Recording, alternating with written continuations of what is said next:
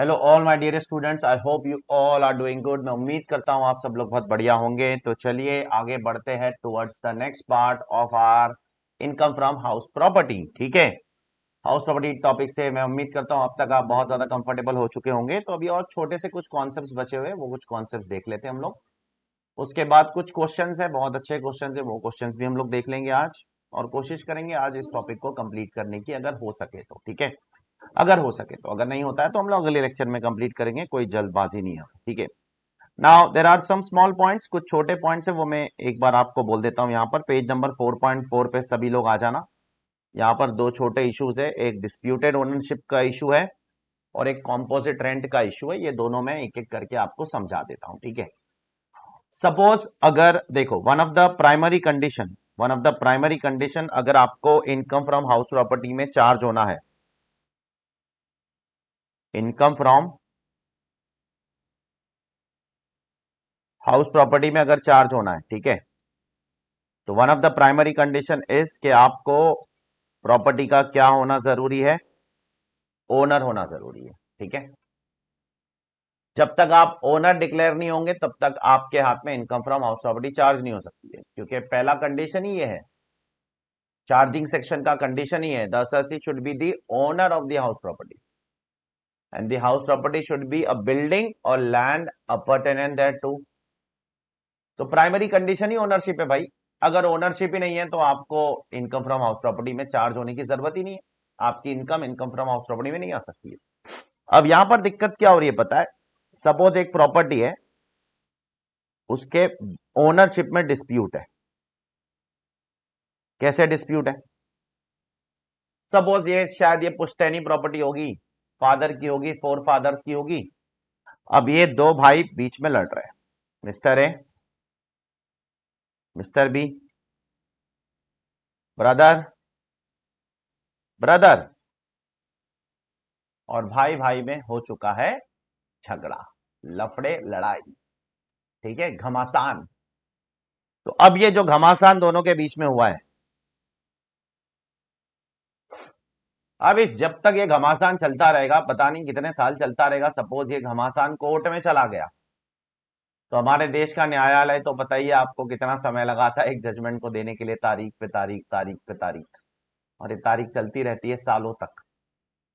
तो ऐसे केस में कैसे डिसाइड करेंगे कौन ओनर है और कौन टैक्स भरेगा इस पे? ठीक है, तो डिस्प्यूटेड ओनर के केस में गवर्नमेंट ने बोला है, चलिए देखते हैं, if the title of ownership of house property is under A dispute in any court of law.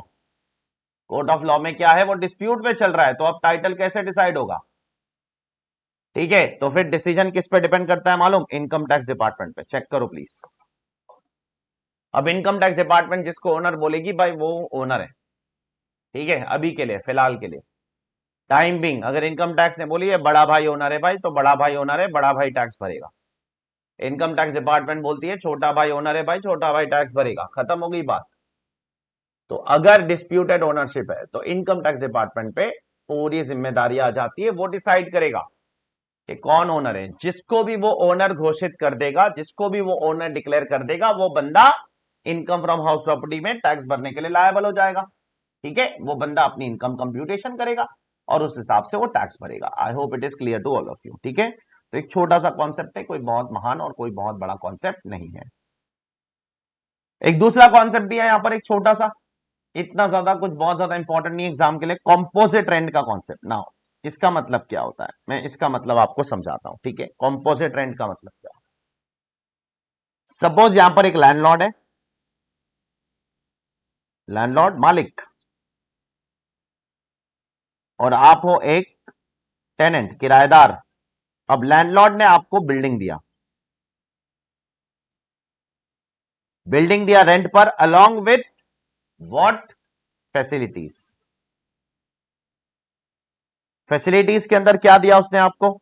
उसने आपको साथ में फर्नीचर भी रेंट पे दे दिया, प्लांट एंड मशीनरी भी दे दिया, जिसके अंदर टीवी आ सकता है, एसी आ सकता है, फर्नीचर में टेबल आ सकता है, कुर्सी आ सकती है, ठीक है, डाइनिंग टेबल आ सकता है।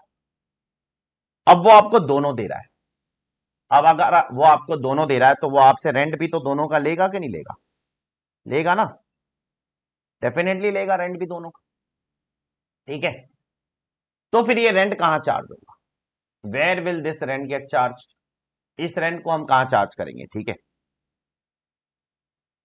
तो उसके बारे में यहां पर बोला गया है। ठीक है, तो यहां पर अभी आपको देखना पड़ेगा क्या ये सेपरेबल है या इनसेपरेबल है। अगर ये सेपरेबल है, क्या है सेपरेबल? कैसे? अगर हम इसको सेपरेट करते हैं, ओनर और किराएदार के बीच में बहुत क्लियर है भाई, बिल्डिंग के लिए इतना भाड़ा, बिल्डिंग के लिए 20,000 रुपए पर मंथ, और जो आप फैसिलिटीज मुझे दे रहे हो उसके लिए 5,000 रुपए पर मंथ। ये बहुत क्लियरली लिखा है उनके अग्रीमेंट के अंदर, इट इज सेपरेबल, बहुत क्लियरली लिखा है। तो फिर कोई दिक्कत ही नहीं है। तो फिर जो बिल्डिंग का रेंट है वो कहां चला जाएगा? इनकम फ्रॉम हाउस प्रॉपर्टी के हिसाब से कंप्यूट होगा। और जो ये फैसिलिटी वाला रेंट है ना, वो डिपेंड करता है किस चीज पे डिपेंड करता है। अगर ये लैंडलॉर्ड का धंधा है, बिजनेस है, लोगों को प्लांट मशीनरी फर्नीचर रेंट पे देना, तो वो PGBP, profits and gains from business and profession में आ सकता है। हम उसको शॉर्टकट में पीजीबीपी बोलते हैं, profits and gains from business and profession. ये जो हमारा आगे एक हेड ऑफ इनकम है। या अगर आपका ये धंधा नहीं है लेट आउट करना, तो फिर ये आपका इनकम फ्रॉम अदर सोर्स में भी जा सकता है। तो अगर ये सेपरेबल है, मतलब आपको पता है कितना जगह के लिए रेंट है और कितना सामान के लिए है, तो फिर सेग्रीगेट कर दीजिए। फिर जगह का रेंट हाउस प्रॉपर्टी, सामान का रेंट आईएफओएस या पीजीबीपी। लेकिन अगर ये इनसेपरेबल है, मतलब हमको ये नहीं पता इसमें से जगह के लिए कितना है और सामान के लिए कितना है, इनसेपरेबल है, तो फिर देखो क्या पॉसिबिलिटी है। तो फिर या तो ये पीजीबीपी जाएगा या तो ये आईएफओएस में चला जाएगा, दोनों में से एक पॉसिबिलिटी है।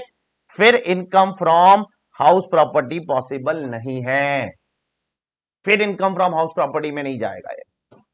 अगर यहां पर आपकी फैसिलिटीज ही फैसिलिटीज है और उसमें पता नहीं चल रहा है कितनी जगह के लिए रेंट है और कितनी फैसिलिटीज के लिए रेंट है, दोनों के बीच में ये समझौता नहीं हुआ है, ये डिस्कशन नहीं हुआ है, तो फिर पूरा का पूरा जो रेंट है वो या तो बिजनेस इनकम माना जाएगा, profits and gains from business and profession, या इनकम फ्रॉम अदर सोर्स माना जाएगा। चेक कर लीजिए आप, यहां पर ये प्रोविजन लिखा गया है, आपको ये कॉपी करने की जरूरत नहीं है, यहां पर ये बहुत ही बारीकी से लिखा गया है। ठीक है, मैं एक बार पढ़ लेता हूं। Rent of building and charges of different services like lift, air conditioner, security etcetera, अगर सेपरेबल है तो बहुत अच्छी बात है।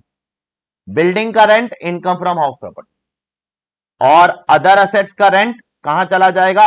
पीजीबीपी या आईएफओएस, एज द केस में भी। ठीक है, वो एग्जाम के अंदर वो लोग लिख कर देंगे, डोंट वरी, वो अपने को फाइंड आउट नहीं करना है, वो लोग बोलेंगे that take this as PGBP, take this as IFOS. अगर इनसेपरेबल है, इनसेपरेबल, मैं बिल्डिंग को फैसिलिटी से अलग नहीं कर पा रहा हूं, सिंगल रेंट मिल रहा है मुझे, सिंगल रेंट, मैंने आपको अपना घर दिया फर्नीचर के साथ, आप मुझे 50,000 रुपया रेंट दे रहे हो, अब कोई ब्रेकअप नहीं है, कोई ब्रेकअप नहीं है, तो फिर entire rent will go under PGBP और आईएफओएस, यहां लिख लो अगर चाहिए तो, not income from house property. अब इनकम फ्रॉम हाउस प्रॉपर्टी की पॉसिबिलिटी खत्म हो जाती है। Is it clear? I hope it is clear. ठीक है, तो चलिए अभी कुछ और क्वेश्चंस देख लेते हैं हम लोग। इस पे तो कोई क्वेश्चन खास है नहीं, कोई छोटा सा कॉन्सेप्ट है, लेकिन अभी हमें हमारे जो बचे हुए क्वेश्चन है वो हम लोग देख लेते हैं। क्वेश्चन नंबर 13 करते हैं। हमने आई गेस 12 तक सारे क्वेश्चन कर लिए, मैं एक बार चेक कर लेता हूं। क्वेश्चन नंबर 1 हो चुका है, क्वेश्चन नंबर 2 हो चुका है, 3 हो चुका है, 4 हो चुका है, 5 हो चुका है, 6 हो चुका है, 7 भी हो चुका है, 8 भी हो चुका है, 9 डन, 10 डन, 11, 12, अब 13 करते हैं। ठीक है, चलिए क्वेश्चन नंबर 13 करते हैं। लिख कर करेंगे, लिख कर लिख कर लिख कर लिख कर, ओरली नहीं चलेगा काम, लिख कर करेंगे, प्रैक्टिस करेंगे बेटा, लिख कर करोगे तो याद रहेगा। ये बड़े क्वेश्चन है, इसमें बहुत सारी छोटी छोटी चीजें हैं। मैं पढ़ता हूं question. Mister X owns one residential house in Mumbai, the house is having two identical units, उसके दो यूनिट से, एक घर के दो टुकड़े किए उन्होंने। ठीक है, the first unit is self occupied by mister x, एक भाग उसका सेल्फ ऑक्यूपाइड ही है, मतलब उसमें रह रहे वो लोग। और another unit is rented for 8,000 just like previous question. देखो ना प्रीवियस क्वेश्चन में भी ऐसी था, रमन वाले में, रमन नहीं इससे पहले वाले में कोई तो एक क्वेश्चन था जिसमें आधा सेल्फ ऑक्यूपाइड था आधा रहते थे, ठीक है। तो एक घर है उसके दो भाग है, लेकिन एक भाग सेल्फ ऑक्यूपाइड है, दो आइडेंटिकल यूनिट है, दो यूनिट है, एक सेल्फ ऑक्यूपाइड जिसमें हम लोग रहते हैं और एक लेट आउट है। कितने महीने लेट आउट कर रहे हैं हम लोग? 8,000 रुपया पर मंथ पे लेट आउट कर रहे हैं हम लोग, ठीक है। ओके, अब आइडेंटिकल यूनिट है मतलब दोनों का भाग कितना है? दोनों का भाग 50-50 है, बराबर। आइडेंटिकल है ना, दोनों दोनों सेम है, तो दोनों 50-50 है। Self occupied 50, let out 50। अब जो रेंटेड यूनिट है वो 2 महीने के लिए वेकेंट है, 2 महीने के लिए वेकेंट है, याद रखना। 2 महीने के लिए उसमें हम लोग रह नहीं रहे हैं, 2 महीने के लिए वेकेंट है। ऐसा हम लोग ने देखो जीएवी के केसेस किया है पहले, अगर आपको याद है तो, नहीं याद है तो मैं याद दिलाता हूं। The particulars of the house for the previous year 20 to 23 are as under. Standard rent ये तो पूरे घर का है, म्युनिसिपल वैल्यू पूरे घर का है, फेयर रेंट पूरे घर का है, municipal tax paid by mister x पूरे घर का है। उसके बाद लाइट एंड वाटर चार्जेस कुछ पे किया है आपने, उसके बाद लोन लिया है उसका इंटरेस्ट पे किया है, लीज मनी पे किया है, insurance charge, repairs. Compute income from house property of mister x for AY 23-24। अब सुनो, इस बंदे के दो घर है इस पार्ट के, ठीक है। Pay attention on the board. अब इसके दो पार्ट कैसे करेंगे हम लोग? Pay attention on the board all of you. एक तो इसका एलओपी हो जाएगा 50% और एक इसका हो जाएगा एसओपी। आप लोग कुछ मत लिखो, फिलहाल मुझे मदद कीजिए। पहले हम लोग एलओपी वाला पार्ट करते हैं। एलओपी में सबसे पहला स्टेप हमारा क्या होता है? म्युनिसिपल वैल्यू, ठीक है। अब म्युनिसिपल वैल्यू आप क्या लोगे? आप हाफ ही लेना, पूरा मत लेना। तो 1,90,000 का हाफ कितना हो जाएगा? 85,000। स्टेप नंबर 2 हमारा क्या होता है? सब 50% ही लोगे ना अभी, आप पूरा थोड़ी लोगे। फेयर रेंट, आप एग्जाम में पूरा पूरा लिखा करो प्लीज। म्युनिसिपल वैल्यू पूरा लिखो आप, बेटर रहेगा आपके लिए, ठीक है। इंस्टीट्यूट ने तो ना पता नहीं किसी भी चीज का मार्क्स काट देता है। अब फेयर रेंट कितना है आपका? 1,85,000। 1,85,000 का हाफ कितना हो जाएगा? ये तो पूरे घर का है, तो हाफ विल कम टू 92,500। अब इन दोनों में से जो भी हायर होगा वो हम सिलेक्ट करते हैं, ठीक है। ये हमारा स्टेप नंबर 3 से हम कंपेयर करेंगे। स्टेप नंबर 3 क्या है हमारा? Standard rent. स्टैंडर्ड रेंट कितना है? आप लोग बाद में कॉपी करो बेटा, मैं आपको देता हूं मौका कॉपी करने का। स्टैंडर्ड रेंट है 1,62,000, उसका हाफ 162 का हाफ विल कम टू 81,000, ठीक है। अब इन दोनों में से जो भी लोअर होगा वो आपका क्या बन जाता है? एक्सपेक्टेड रेंट, याद कीजिए। देयरफॉर एक्सपेक्टेड रेंट कितना हो जाएगा? 81,000, ठीक है। I hope everyone knows that. अब यहां पर याद रखना, भूलना मत ये चीज। अब आप यहां पर क्या लिखते हो? Actual rent. अब एक्चुअल रेंट कितना है देखिए, एक्चुअल रेंट है आपका 8,000 रुपया पर मंथ, लेकिन कितने महीने के लिए? 2 महीने तो घर खाली पड़ा था, तो 8,000 रुपए इंटू 10 कितना होता है एक्चुअल रेंट? 80,000, ठीक है। अब लिसन केयरफुली, ये आपका एक्चुअल रेंट है, लेकिन आप इसको इससे नहीं कंपेयर करते हो। याद करो, अगर आपका घर पार्टली लेट आउट है और पार्टली क्या है? पार्टली वेकेंट है, तो याद करो हम क्या करते हैं। मैंने आपको पढ़ाया जीएवी इन स्पेशल केसेस, याद करो। इस केस में हम लोग क्या करते हैं? एक्चुअल रेंट 10 महीने के रेंट को 12 महीने में कन्वर्ट करते हैं, याद है। और सिर्फ कंपैरिजन पर्पस के लिए हम लोग फिर एक्सपेक्टेड रेंट से कंपेयर करते हैं। ये वही केस है ना बेटा, चेक कर लीजिए आप। Late out property vacant for part of the year, यहां पर भी तो वही हो रहा है। लेट आउट प्रॉपर्टी 10 महीने के लिए लेट आउट हो रही है, 2 महीने के लिए वेकेंट हो रही है। तो अभी आप क्या करोगे? इसमें आप 2 महीने का रेंट क्या करोगे? ऐड करोगे कंपैरिजन पर्पस के लिए। मैं इस पे टैक्स नहीं भरना है मुझे, सिर्फ कंपैरिजन के लिए। तो ये 16,000 आ जाएगा। अगर ये 16,000 आ जाता है तो ये 96,000 आ जाता है। और फिर whichever is what higher, और हायर अमाउंट क्या आता है? हायर अमाउंट ये आता है। अब हायर अमाउंट अगर एक्चुअल रेंट आता है तो क्या मुझे 96,000 जीएवी लेना है? नहीं नहीं नहीं नहीं, जीएवी तो आपको एक्चुअली लेना है। ये सिर्फ कंपैरिजन पर्पस के लिए आप इस तरीके से करते हो। देयरफॉर अब जाकर आपका जीएवी क्या हो जाएगा बेटा? 80,000 rupees, which is what your actual rent. Did you understand? ऐसा ही हमने किया था पहले भी। आई होप इट इज क्लियर। पहले मैंने आपको नोटबुक में लिखवाया हूं, फिर मैंने इस पे आपको सम भी करवाया हूं। Is it clear? I hope it is clear.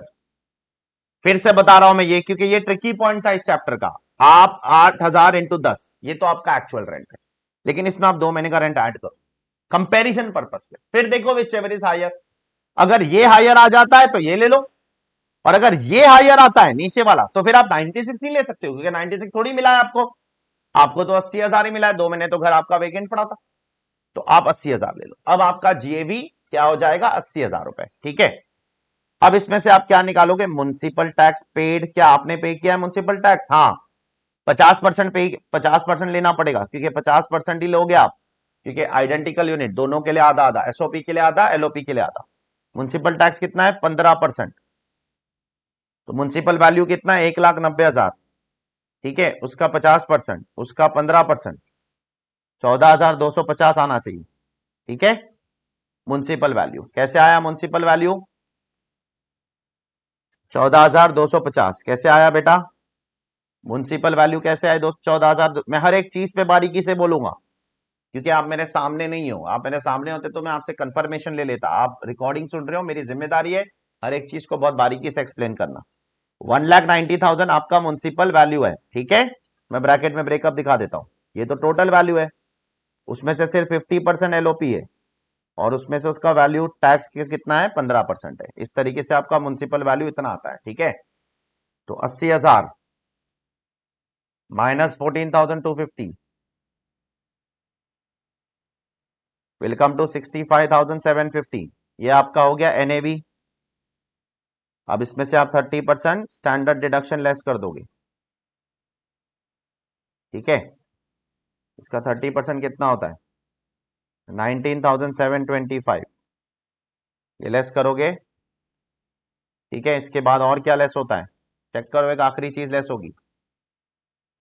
क्या light and water charges less करने मिलेगा आपको? बिल्कुल नहीं। क्या इंटरेस्ट एंड बोरोड कैपिटल मिलेगा? आंसर इज यस, ये मिलेगा। कितना? 1,500 रुपया पर मंथ, तो पूरे साल का हो जाएगा 18,000 रुपीज। उसमें से 50% एलओपी, 50% एसओपी। ठीक है, तो ये कितना आ जाएगा? 9,000 रुपए less interest on capital, borrowed capital to be precise. तो 65,750 माइनस 19,725 माइनस 9,000, तो आपका इनकम फ्रॉम हाउस प्रॉपर्टी कितना आ गया? 37,025 रुपीज। ठीक है, यहां पर आप देख सकते हो। ठीक है, ये आपका लेट आउट प्रॉपर्टी का वैल्यू है। अब एसओपी का भी मैं सॉल्व कर ही देता हूं आपके लिए, बहुत ही आसान है। एसओपी में तो शुरुआत कहां से होगी आपका? एसओपी में आपका एनएवी जीएवी सब मिलना, डायरेक्टली आप कहां से शुरू करोगे? एसओपी में आपका एनएवी तो नील होता है ना। एसओपी में एक ही डिडक्शन मिलता है, वो कौन सा है? इंटरेस्ट ऑन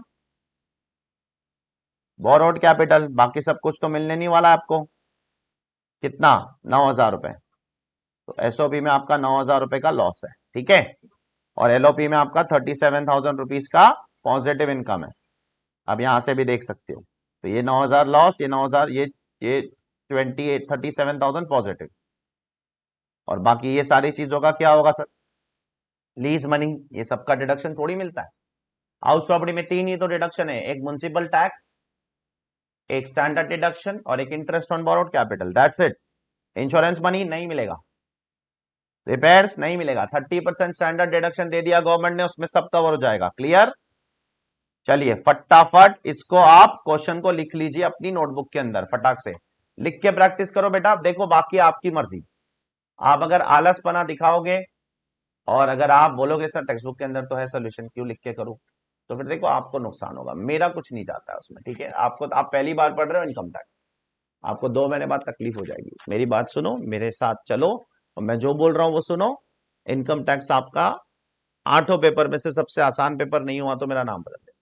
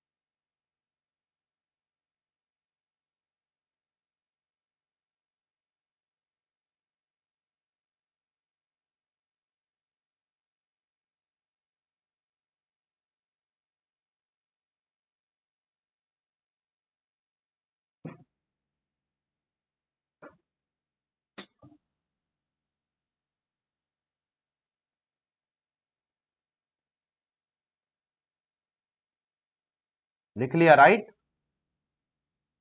चलिए अगले क्वेश्चन की तरफ बढ़ते हैं। बहुत सारे क्वेश्चंस करोगे तो ही सब्जेक्ट पे कंट्रोल आएगा, और जो हमारा क्वेश्चन बैंक है तो अल्टीमेटली आपको हार्ड कॉपी भी भिजवा दूंगा मैं, डोंट वरी।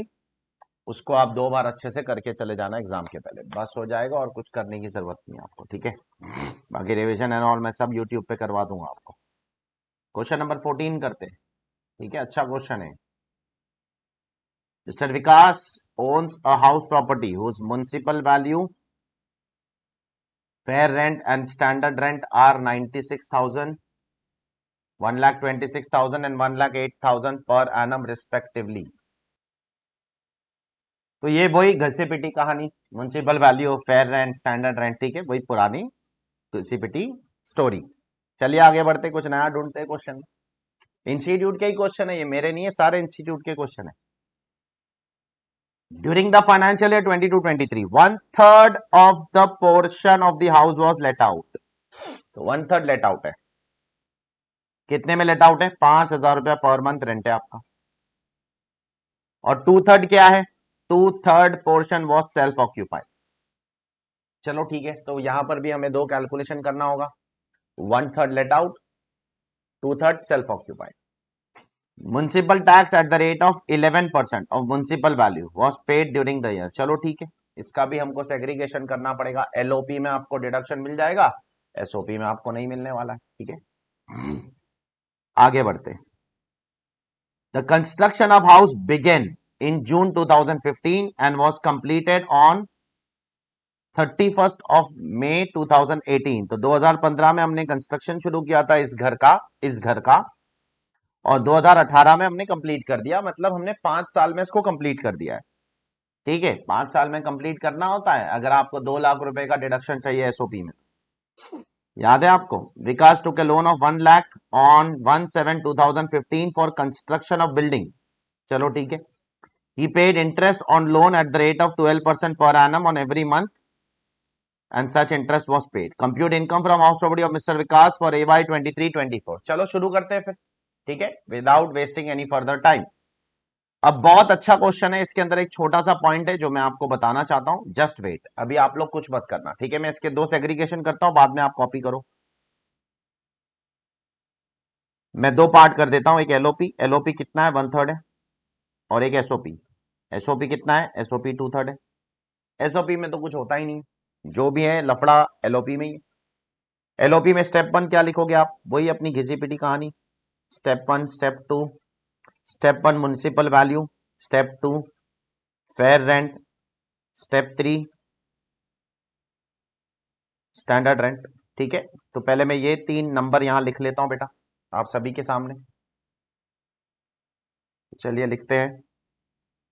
सबसे पहला म्युनिसिपल वैल्यू कितनी है? 96,000 है, ठीक है। तो 96,000 हम लोग इसको 1/3 करके ही लिखते हैं, ठीक है। 96,000 डिवाइड बाय 3 कितना हो जाएगा? ये 32,000 हो जाएगा। आपको भी साथ में लिखना है तो आप लिख सकते हो अभी, ठीक है, अभी थोड़े यूज टू हो गए हो आप। उसके बाद फेयर रेंट 1,26,000 है, 1,26,000 1/3 42,000, whichever is higher is this. Then compare with standard rent, standard rent कितना है? 1,08,000 1/3 36,000, and now whichever is lower. So ultimately आपका एक्सपेक्टेड रेंट कितना आ गया? 36,000। Is it clear? मैं 1/3 ही कर रहा हूं, ठीक है, डायरेक्टली। उसके बाद मेरा एक्चुअल रेंट कितना है? डायरेक्टली दिया एक्चुअल रेंट 5,000 इंटू 12 महीने के लिए पूरे साल लेट आउट कर रहे हो आप, ठीक है। कोई भी मंथ के लिए वेकेंट नहीं है, तो 5,000 into 12 will come to 60,000, and then whichever is higher, ठीक है। ये विच एवर इज हायर है, ओके। ये विच एवर इज हायर हो गया। तो आपका जीएवी कितना हो गया? जीएवी हो गया 60,000।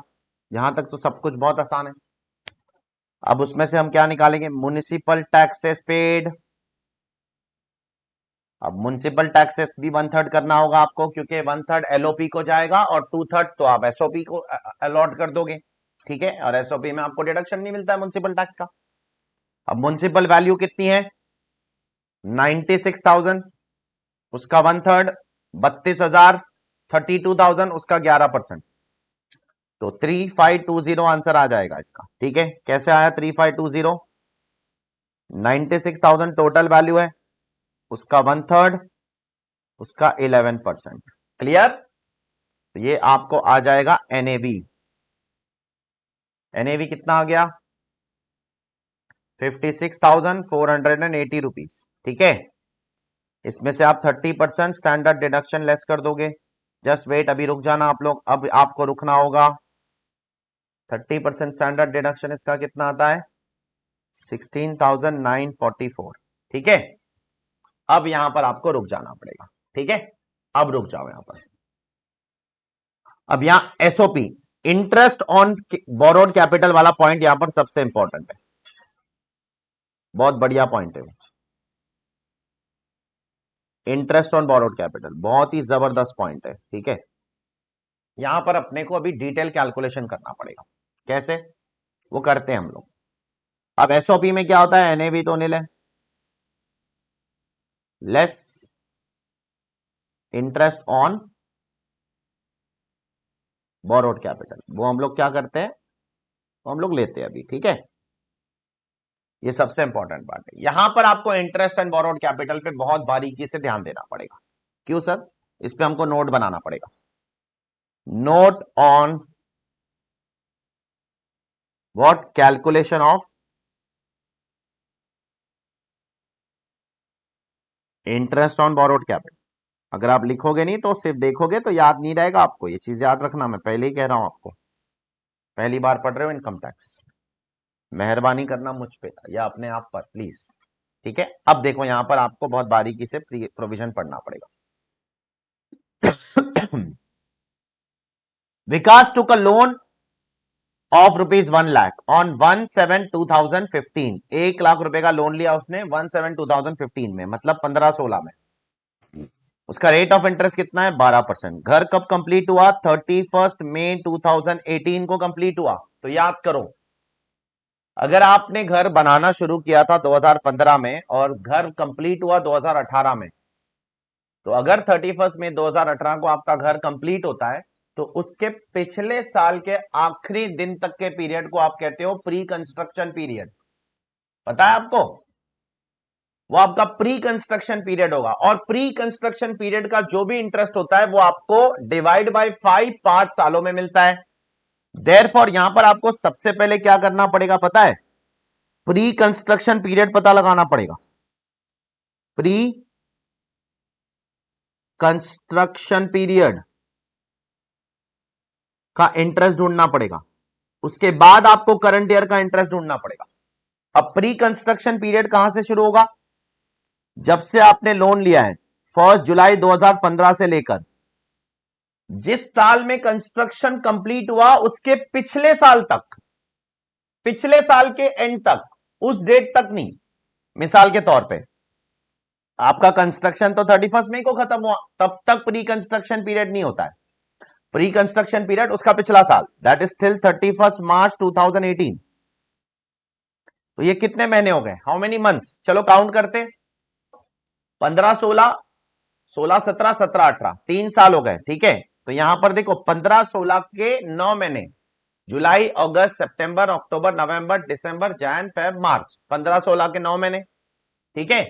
15 16 के 9 महीने, 16 17 के 12 महीने और 17 18 के 12 महीने, टोटल कितना पीरियड होता है तुम्हारा pre construction period, 33 months. Clear. अब इसका इंटरेस्ट ढूंढना है आपको। लोन कितना है आपका, लोन है आपका 1 लाख रुपए, इंटरेस्ट कितना है आपका 12% per annum, that is 1% per month. Therefore 33 months का इंटरेस्ट कितना हो जाएगा, कितना हो जाएगा, हाँ। अब 1 लाख रुपए का लोन है आपका, 12% से 12,000 रुपए का साल का लोन है, इंटरेस्ट है, तो हर महीने का 1,000 रुपया हुआ ना। तो 33 मंथ्स का कितना इंटरेस्ट हो गया आपका, सीधा कैलकुलेशन है, 33 मंथ्स का ₹1,000 पर मंथ इंटरेस्ट। देयरफॉर आपका टोटल इंटरेस्ट कितना हो गया, ₹33,000। ये आपका क्या हो गया, प्री कंस्ट्रक्शन पीरियड इंटरेस्ट। अभी आपको कैसे अलाउड होगा, अलाउड फ्रॉम फाइनेंशियल ईयर, कौन से साल से, जिस साल से कंस्ट्रक्शन कंप्लीट हुआ, 18-19, 19-20, 20-21, 21-22, और हमारा जो करंट फाइनेंशियल ईयर है 22-23, इक्वली, दैट इज कितना, ₹33,000 डिवाइड बाय 5 कितना होता है, 6,600 पर ईयर। अरे इससे सिंप्लीफाइड कैलकुलेशन इंस्टीट्यूट भी नहीं देगा आपको, स्टडी मटेरियल में आप चेक कर लेना, ये बहुत सिंप्लीफाइड है बेटा, ठीक है, इससे इससे आपको समझ आ जाना चाहिए। तो ये 6,600 रुपया आपका प्री कंस्ट्रक्शन इंटरेस्ट है। इसके अलावा आपको जो करंट ईयर में इंटरेस्ट पे कर रहे हो वो तो मिलेगा ही आपको, क्योंकि आपका लोन थोड़ी खत्म हो गया है, चेक करो। He paid interest at the rate of 12% per annum every month on such interest, ये तो 12,000 रुपया उसको देना ही है, ठीक है। तो अब टोटल इंटरेस्ट का डिडक्शन आपको कैसे मिलेगा, ठीक है, चलो चेक करते हैं, यहीं पर मैं इसका कैलकुलेशन करता हूं, टोटल इंटरेस्ट का डिडक्शन।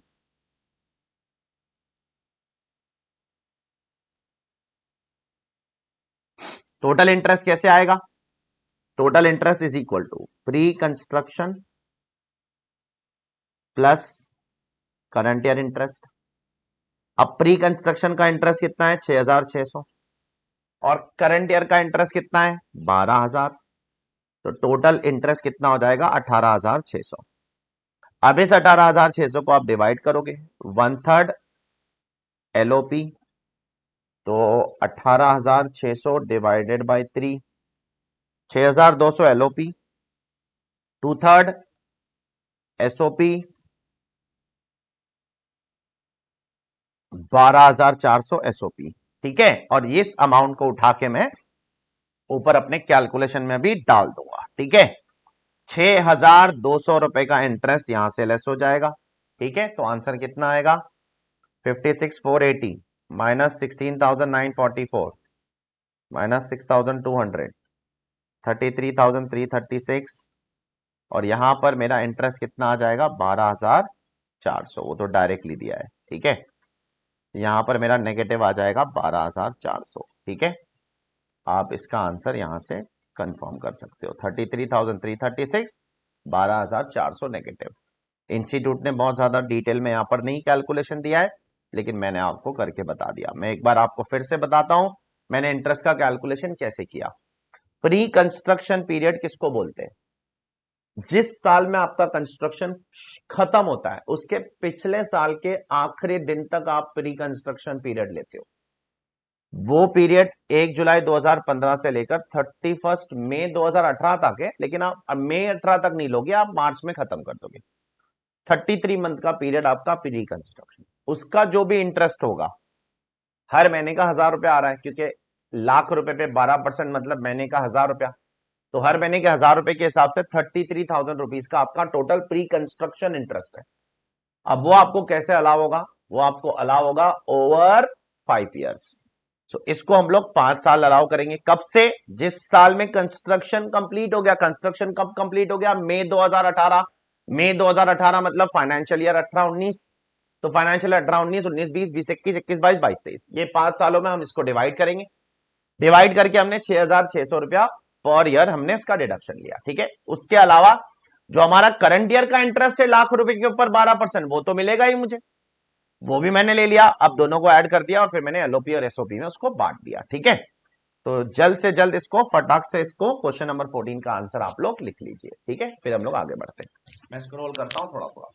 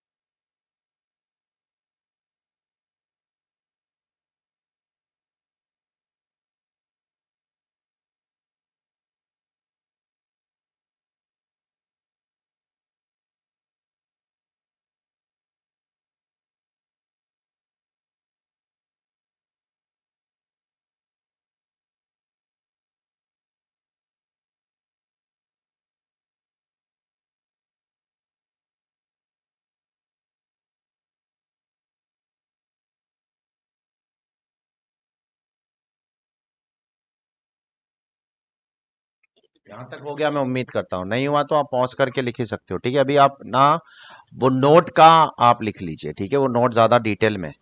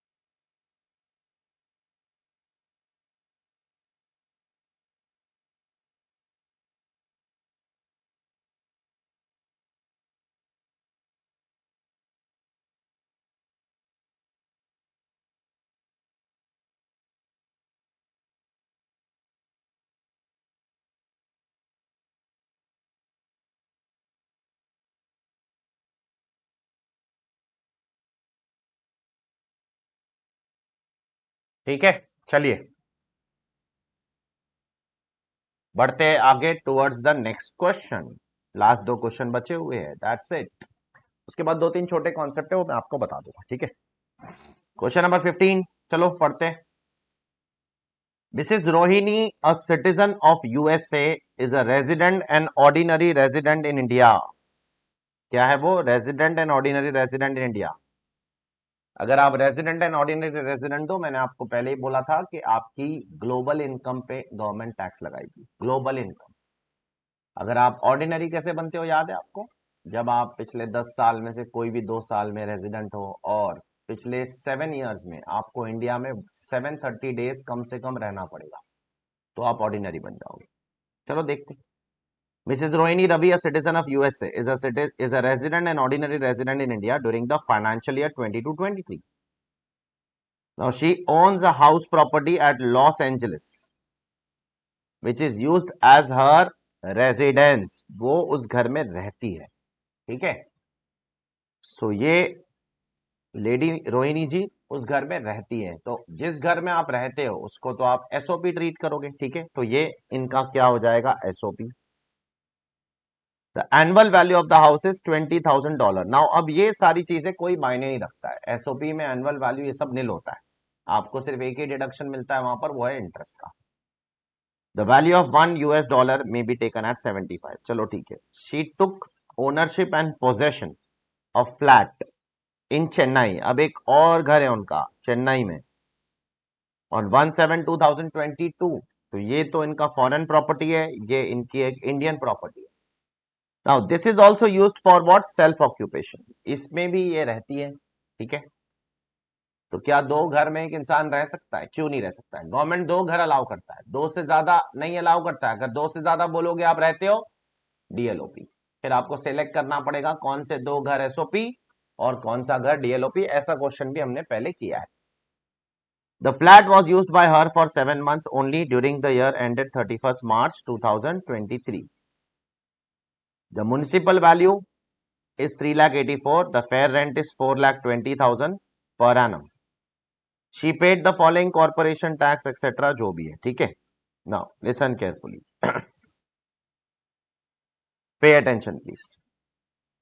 उसने कुछ कॉर्पोरेशन टैक्स वैक्स भी भरा है, कितना भरा है? चलो देख लेते। 16,200 का sewerage tax, property tax, sewerage tax, ठीक है। इसके अलावा इसने लोन लिया है, कितना लोन लिया है? स्टैंडर्ड चार्टर्ड बैंक से लोन लिया है 2020 में for purchasing the flat, okay. तो ये जो इंटरेस्ट है 49,200, ये प्रायर पीरियड इंटरेस्ट है, और ये आपका करंट ईयर का इंटरेस्ट है, ठीक है।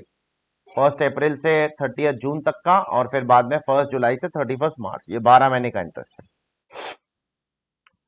अब इसके अलावा और भी डेटा दिया है क्वेश्चन में, पढ़ लेते एक बार, फिर देखेंगे क्या करना है इस क्वेश्चन का। She had a house property in Bangalore which was sold in March 2019. मार्च 2019 में उसके पास एक प्रॉपर्टी थी बैंगलोर में, बेच दिया उसने। अब उसको आज 2023 में अरियर्स ऑफ रेंट मिला। ऐसा भी हमने पहले किया है। The amount has not been charge to tax earlier. तो जो आपको अरियर्स ऑफ रेंट मिलता है, क्या उस पर आपको टैक्स लगता है? हाँ लगता है। क्या उसमें से आपको कोई डिडक्शन मिलेगा? हाँ, सिर्फ एक डिडक्शन मिलेगा, वो है 30% स्टैंडर्ड डिडक्शन। और क्या जब आपको अरियर मिल रहा है, क्या तब आपको ओनर होना जरूरी है? ओनर होना जरूरी नहीं है, ठीक है। अब इसकी इनकम फ्रॉम हाउस प्रॉपर्टी हमें कंप्यूट करना है। देखो इसके पास दो घर है, दोनों में रहती है, तो दोनों एसओपी है, ठीक है। उसमें से पहले वाला घर जो है उस पर तो कोई लोन वोन भी नहीं है। देखो वो जो लॉस एंजलिस वाला घर है वो तो सीधा सीधा है, उसमें कोई लोन नहीं है। तो लॉस एंजलिस, ये सब मैं डायरेक्टली कर रहा हूं, इसको लिखने की जरूरत नहीं है, बहुत आसान क्वेश्चन है। इसको लिखोगे तो सब खाली दिखेगा पूरा सोल्यूशन। तो लॉस एंजलिस वाला जो घर है उसमें निल निल निल आ जाएगा, क्योंकि उसमें तो कोई लोन भी नहीं है। अरे एसओपी में एक ही तो डिडक्शन होता है, इंटरेस्ट, वो भी नहीं होगा तो फिर एसओपी में लिखोगे क्या? निल ही आएगा ना। हाँ, जो दूसरा घर है वो भी एसओपी है, लेकिन उसमें इंटरेस्ट का डिडक्शन मिलेगा। कितना मिलेगा? ये प्रायर पीरियड है। क्यों प्रायर पीरियड है? क्योंकि आपको घर मिला है 2022 में, ठीक है। कभी मिला? 1 जुलाई 2022 में घर मिला है, और तो फिर 31 मार्च 2022 तक का पीरियड आपका क्या हो जाएगा? Prior period. उसका इंटरेस्ट उन लोगों ने डायरेक्टली दिया है अपने को, 49,200, तो ये डिवाइडेड बाय 5 करो जरा, ये आपको 5 सालों में मिलेगा, एक साथ नहीं मिलेगा। 49,200 डिवाइडेड बाय 5, ये 9840 का डिडक्शन इस साल, फिर 9840 अगले साल, फिर अगले साल, फिर अगले साल, फिर अगले साल, 5 सालों में। हाँ, ये करंट ईयर का, ये आपको पूरा मिल जाएगा। ठीक है, ये कितना है देखो, 50,800 पूरा, 131,300 पूरा, तो ये 180 to 100 का इंटरेस्ट मिलेगा प्लस 9840। चेक करो कितना आता है, तो टोटल आपका आ जाएगा 191,940। ये इंटरेस्ट का डिडक्शन आप ले सकते हो, एसओपी में 2 लाख रुपए तक का डिडक्शन आपको मिल जाता है। ठीक है, आप देख सकते हो, चेक करो, बहुत सिंपल क्वेश्चन है। ठीक है, ये कौन सी प्रॉपर्टी है, चेन्नई प्रॉपर्टी का। कैसे आया कैलकुलेशन, ये प्री कंस्ट्रक्शन इंटरेस्ट 1/5 और ये करंट ईयर का इंटरेस्ट पूरा। ठीक है, अब इसके साथ साथ इसको कुछ अरियर्स ऑफ इंटरेस्ट मिला है पिछले साल का। कौन से साल का, 2019 में कोई प्रॉपर्टी बेचा था, उसका रेंट आना बाकी था, तो अब आ गया, वो आ गया तो टैक्स भरो और क्या। ठीक है, तो अब वो 60,000 में से आपको एक डिडक्शन मिलता है सिर्फ, हमने पहले भी इस पे क्वेश्चन किया है। 30% स्टैंडर्ड डिडक्शन का अब मिल जाएगा, 42,000 रुपीज पे आपको टैक्स भरना पड़ेगा। चेक कर लो, बहुत ही आसान सा क्वेश्चन है। ठीक है,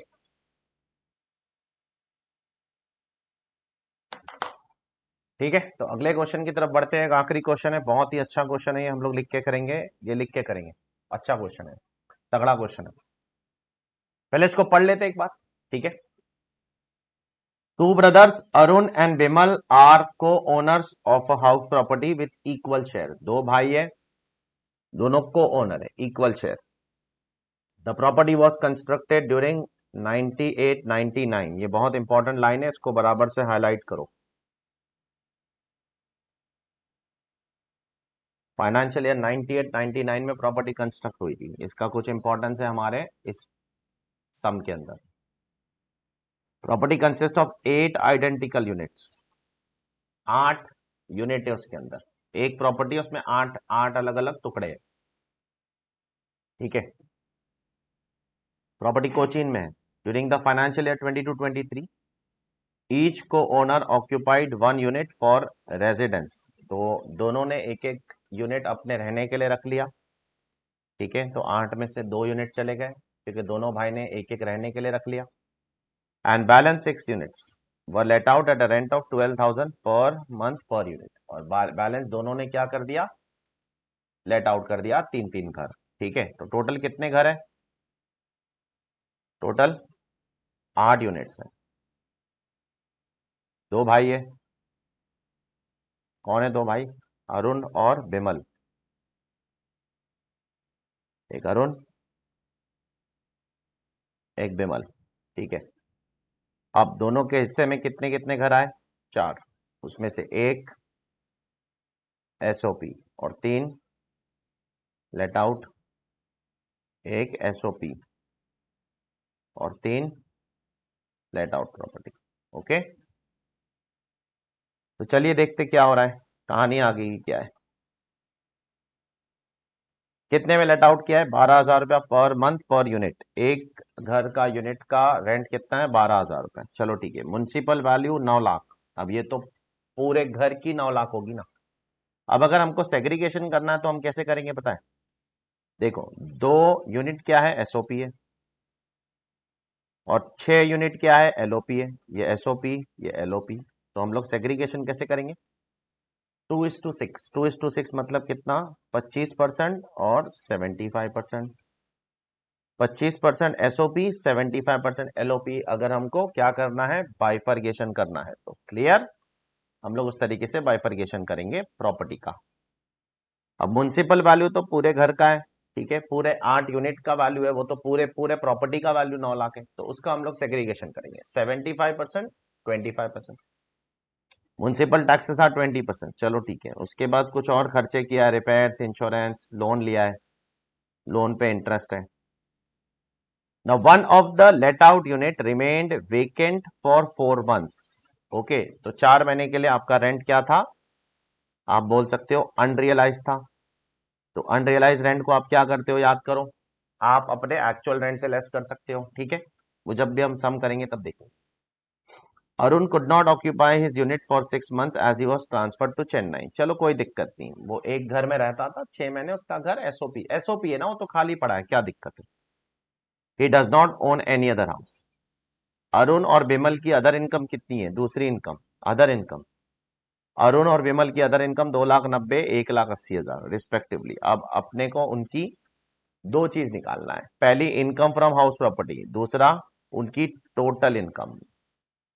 टोटल इनकम में बस कुछ नहीं, ये और ये ऐड हो जाए, बस और कुछ नहीं, इसके अलावा और तो कोई इनकम नहीं उनकी। ठीक है, सबसे पहले हम लोग क्या करते हैं, हम लोग उनके दोनों भाइयों की एसओपी निकालते हैं। ठीक है, अब हम लोग क्या करते हैं, 4 कॉलम बना लेते हैं, या चलो 2 ही कॉलम बनाते हैं, काफी है।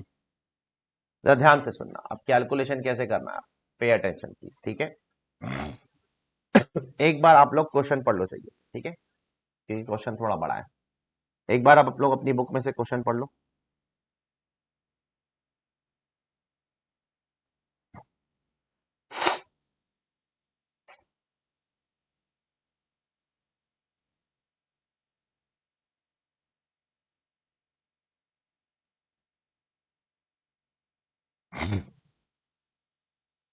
फिर हम लोग कैलकुलेशन करेंगे।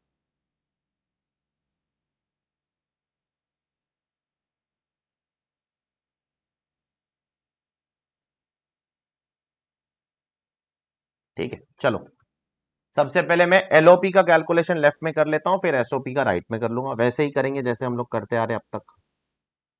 एलओपी एसओपी, एसओपी में कुछ बहुत ज्यादा नहीं है, एलओपी में ही सब कैलकुलेशन। ठीक है, एलओपी कितना परसेंट है, 75% है। एसओपी कितना परसेंट है, 25% है। कैसे आया 75%, 8 में से 6 यूनिट। कैसे आया 25%, 8 में से 2 यूनिट। ठीक है, अभी स्टेप वन क्या आएगा, म्युनिसिपल वैल्यू। स्टेप टू, यहां पर कोई भी डेटा नहीं है, सिर्फ म्युनिसिपल वैल्यू और एक्चुअल रेंट है, बस वो दोनों को कंपेयर करो और कुछ भी नहीं है, चेक कर लो आप। इस क्वेश्चन में सिर्फ म्युनिसिपल वैल्यू और एक्चुअल रेंट है और कुछ भी नहीं है, चेक करो। तो म्युनिसिपल वैल्यू कितना है, 9 लाख रुपए। तो 9 लाख रुपए का 75% लेना पड़ेगा हमें। तो ये कितना आ जाएगा, 6,75,000। कैसे आया, मैं ब्रैकेट में लिख देता हूं, 9 लाख का 75%। अब एक्चुअल रेंट कैसे आएगा, एक्चुअल रेंट हमें 6 यूनिट का लेना है। ठीक है, 6 यूनिट, ये मैं पहले टोटल निकाल रहा हूं, फिर दोनों भाई में 50-50% बांट दूंगा। ठीक है, अब 12,000 रुपया पर यूनिट का रेंट है, कितने महीने के लिए, 12 महीने के लिए। कितने यूनिट का, 6 यूनिट का। ठीक है, जस्ट वेट, 12,000 इंटू 12 महीना इंटू 6 यूनिट, ये आ जाता है 8,64,000। लेकिन उसमें से अनरियलाइज रेंट है 4 महीने का, चेक करो, क्योंकि एक घर मतलब 4 महीने के लिए वेकेंट था। देखो, सिर्फ एक ही घर था 4 महीने के लिए वेकेंट, तो 12,000 इंटू 4 महीना, 48,000 आपको लेस करना पड़ेगा। ये कितना आ जाएगा, 8,64,000 माइनस 48,000, ये हो जाएगा 8,16,000। समझ आया सर, ये 4 महीना 12,000 एक ही घर का है, क्यों सर, एक ही घर वेकेंट है ना, one of the let out unit was vacant. अगर ऐसा लिखा होता कि 6 के 6 घर 4 महीने के लिए वेकेंट थे, तो फिर मैं मल्टीप्लाई बाय 6 करता। अभी एक ही घर वेकेंट है ना 4 महीने के लिए, तो उतना अनरियलाइज है, बाकी तो रियलाइज हो चुका है। ठीक है, तो ये मैंने माइनस कर दिया। ओके, ये माइनस करने के बाद मुझे क्या मिल जाएगा, मेरा whichever is higher GAV, तो मेरा जीएवी हो जाएगा 8,16,000 रुपए। ठीक है, आप यहाँ सोल्यूशन में भी चेक कर सकते हो, ये आपका जीएवी है। ठीक है, आप कॉपी मत करो, अभी आप पहले समझो चीजों को। और ये जीएवी 8,16,000 रुपया आ गया। ठीक है, अब म्युनिसिपल टैक्सेस कितना है, 20% है। 20% कैसे आएगा, 9 लाख का, 9 लाख का 20% नहीं आएगा, आपको 6,75,000 का 20% लेना पड़ेगा। म्युनिसिपल टैक्सेस पेड कैसे आएगा, 9 लाख का 75%, वो आपकी म्युनिसिपल वैल्यू आ गई लेट आउट प्रॉपर्टी की, उसका 20%। तो 6,75,000 का डायरेक्टली 20% लोगे तो भी चल जाएगा। कितना आ जाएगा? 1,35,000। ठीक है, वो आप लेस कर दो, तो 1,35,000 में लेस कर दूंगा तो आंसर आ जाएगा मेरा 6,81,000। ठीक है, अब उसमें से मैं क्या निकालूंगा? 30%, ये एनएवी आ गया। इसमें से क्या लेस होगा? 30% स्टैंडर्ड डिडक्शन। स्टैंडर्ड डिडक्शन 681 का 30% कितना आ जाएगा? 204,300। ठीक है, क्लियर। और आखिर में यहां से क्या निकलेगा? Interest on borrowed capital. और ये भी बहुत स्ट्रेट फॉरवर्ड है। कैसे? 3 लाख का टोटल इंटरेस्ट है, उसमें से 75% यहां से निकल जाएगा। तो 3 लाख का 75%, 2,25,000। ठीक है, ये आपका इनकम फ्रॉम हाउस प्रॉपर्टी। अब दोनों भाई में बांटना पड़ेगा इसे। 6,81 माइनस 204,300 माइनस 2,25,000, तो 251,700। जस्ट एक बार चेक कर लेते हैं उससे। 251,700 दोनों में आधा आधा बढ़ जाएगा। ठीक है, ये चेक कर लो। ठीक है, जस्ट वेट, लिखो मत आप, मैं आपको समय देता हूं बेटा। क्लियर। अभी एसओपी में ना यहां पर थोड़ा सा ध्यान देना होगा। ठीक है, एसओपी में एनएवी तो नील होता है, केयरफुल रहना। एसओपी में थोड़ा सा गड़बड़ है, एनएवी नील। एसओपी में एक ही चीज आती है, वो क्या है? Interest. Interest on what? Borrowed capital. अब जो इंटरेस्ट ऑन बोरोड कैपिटल है ना, यहां पर देखो कितना आएगा? 3 लाख का 25%। अब 3 लाख का 25% कितना आता है? 75,000। राइट, लिसन केयरफुली नाउ, बहुत ज्यादा ध्यान से सुनना। लेकिन यहां पर आपको है ना दो कोऑनर में बांटना है, तो दो कोऑनर में अगर मैं बांटूंगा, ठीक है, तो दो कोऑनर में बांटना पड़ेगा। दोनों को देना है ना, अरुण और विमल। तो अरुण को 37,500 और विमल को 37,500 बराबर। लेकिन यहां पर आपको 37,500 का डिडक्शन नहीं मिलेगा। क्यों नहीं मिलेगा सर? बिकॉज आपकी जो प्रॉपर्टी है ना वो 1998-99 में कंस्ट्रक्ट हुई थी। तो अगर आपकी प्रॉपर्टी 98-99 में कंस्ट्रक्ट हुई थी, बराबर से चेक करना, यहां पर ये लाइन इसलिए बहुत इंपॉर्टेंट है। अगर आपकी प्रॉपर्टी 98-99 में कंस्ट्रक्ट हुई थी तो लोन भी तो तभी लिया गया होगा ना।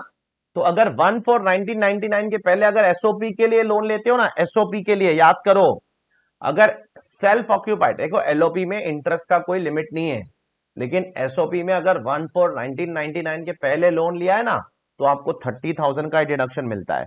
तो यहां पर this amount will be restricted to 30,000 and this amount will also be restricted to 30,000। आपको 37,500 का डिडक्शन नहीं मिलने वाला है। अरे did you understand what I said? I hope you understood what I said. Why? Because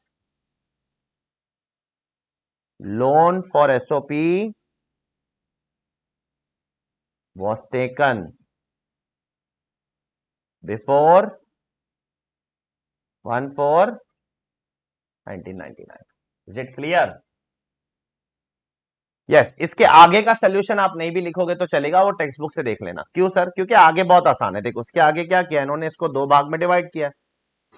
251,700, ठीक है, डिवाइड बाय 2, तो 125,850 इसका पहले भाई का, 125,850 दूसरे भाई का। ठीक है, उसके बाद पहले भाई का 30,000 लॉस, दूसरे भाई का 30,000 लॉस, और फिर दोनों भाई की अदर इनकम इसमें ऐड कर दिए, बस और कुछ नहीं। अदर इनकम कहां से उठाओगे आप? क्वेश्चन से उठाओगे। क्वेश्चन में दिया अदर इनकम 2,90,000, 1,80,000, यहां पर चेक करो। ये बहुत सिंपल है यार। ये लेट आउट प्रॉपर्टी का आधा आधा कर दिया, ये सेल्फ ऑक्यूपाइड प्रॉपर्टी का आधा, अदर इनकम आधा आधा करके टोटल। ये पार्ट बहुत ईजी है, आपको यहां तक पहुंचना इंपॉर्टेंट था, जो हम लोगों ने यहां पर सोल्यूशन में लिख के पहुंच गए। ठीक है, फिर भी मैं अदर इनकम भी लिख देता हूं। अदर इनकम कितनी है भाई? पहले भाई की 2,90,000 और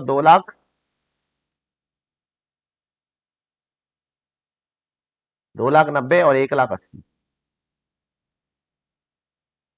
2,90,000 एक भाई की, दूसरे भाई की 1,80,000 है। ठीक है, 125,850 -30,000 प्लस 2,90,000। तो पहले भाई का आंसर 385,850, दूसरे भाई का 125,850 मैं लिख लेता हूं चलो, प्लस 1,80,000, 275,850। तो एक भाई का 385,850, दूसरे भाई का 275,850, चेक कर सकते हो आप। ठीक है, तो ये सोल्यूशन आप लिख लो अच्छे से, एकदम आराम से, शांति से, फिर हम लोग आगे बढ़ते हैं। ठीक है, लिख लो जल्दी।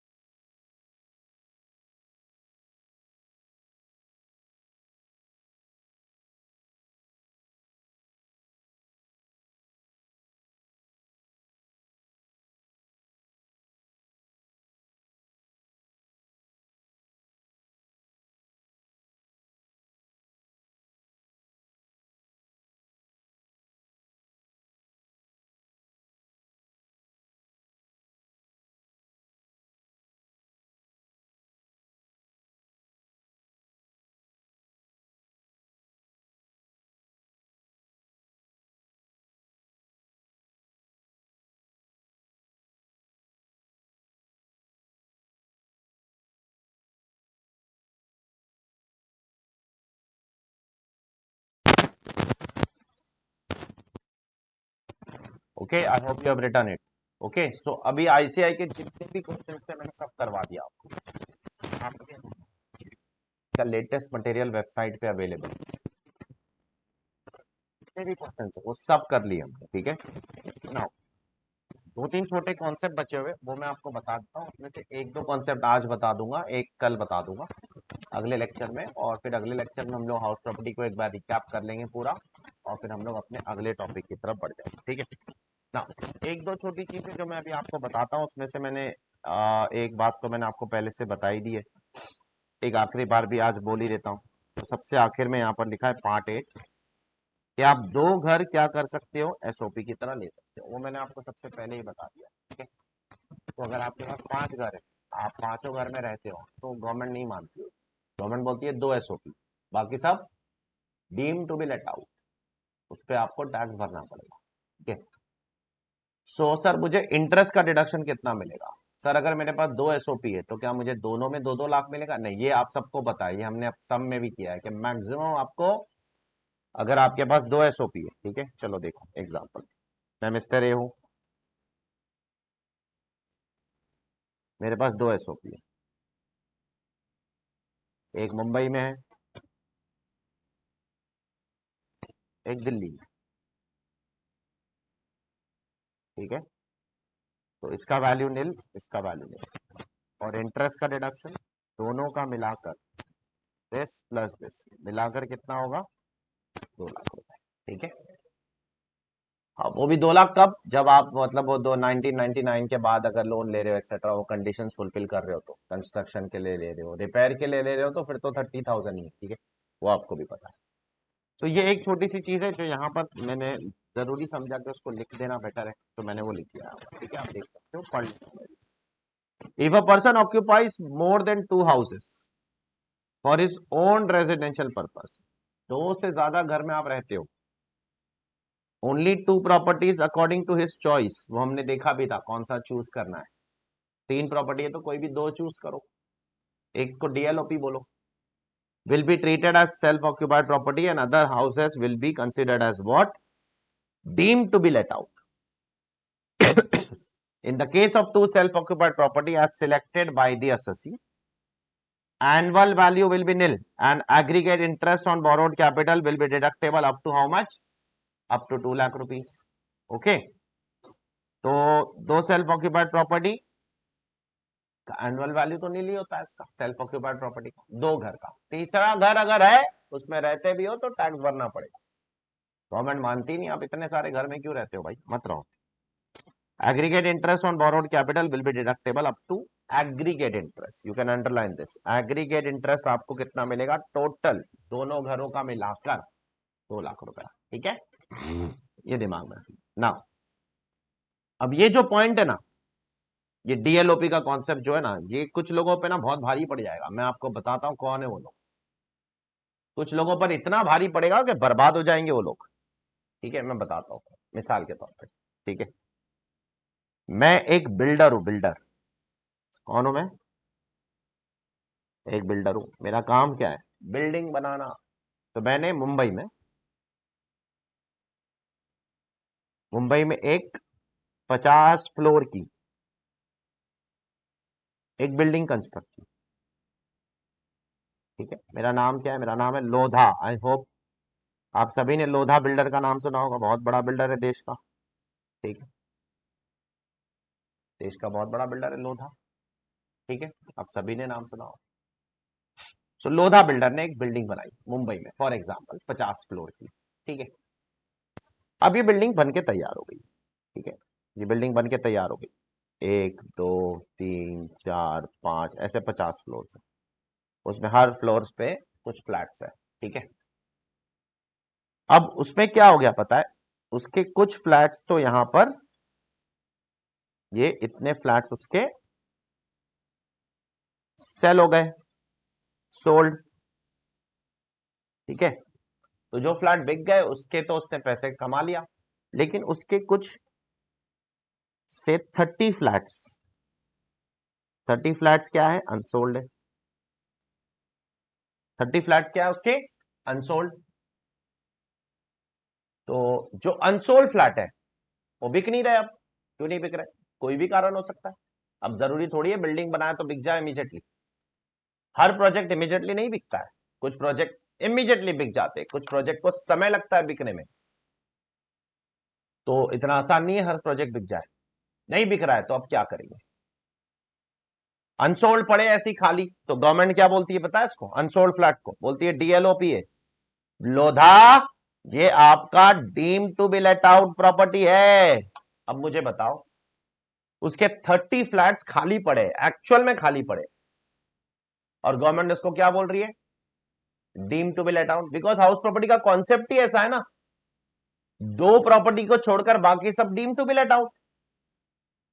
वो सबके लिए एप्लीकेबल है। वो मेरे लिए जैसे छोटे इंसान के लिए भी एप्लीकेबल है, और वो लोधा जैसे बड़े बिल्डर के लिए भी एप्लीकेबल है। वो रूल तो सबके लिए एप्लीकेबल है। दो घर के बाद जो भी घर होंगे वो deem to be let out है भाई।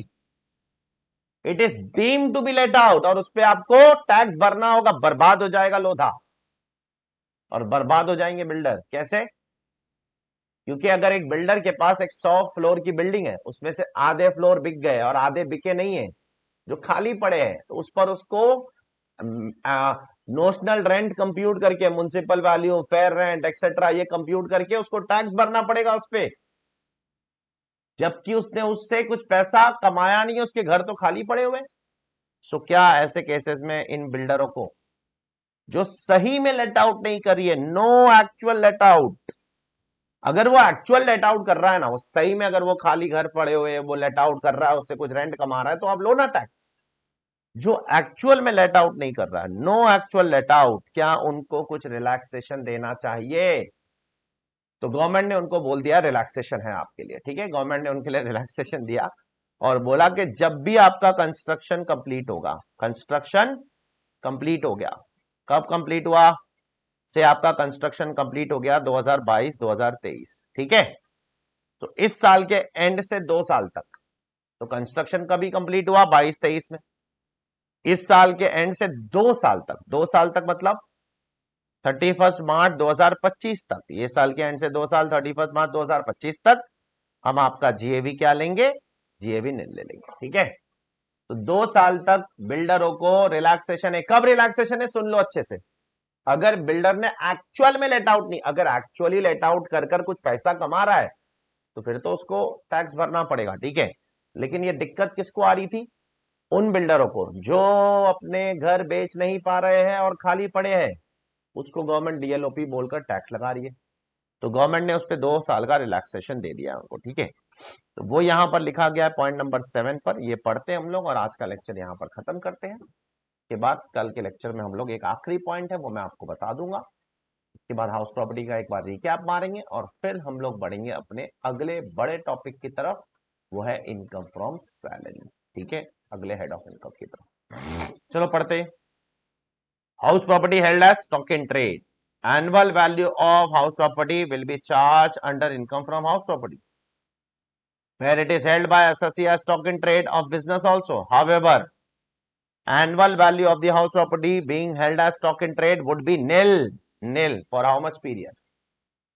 For a period of 2 years from the end of the financial year in which certificate of completion of construction of property is obtained from the competent authority if such property is not let out during the such period. अगर आपने let out नहीं किया है तो 2 साल तक आपकी value क्या हो जाएगी? नील हो जाएगी। ठीक है, इस पे अगर आपको एग्जांपल लिखना है तो आप लिख लो, दैट इज इफ कंस्ट्रक्शन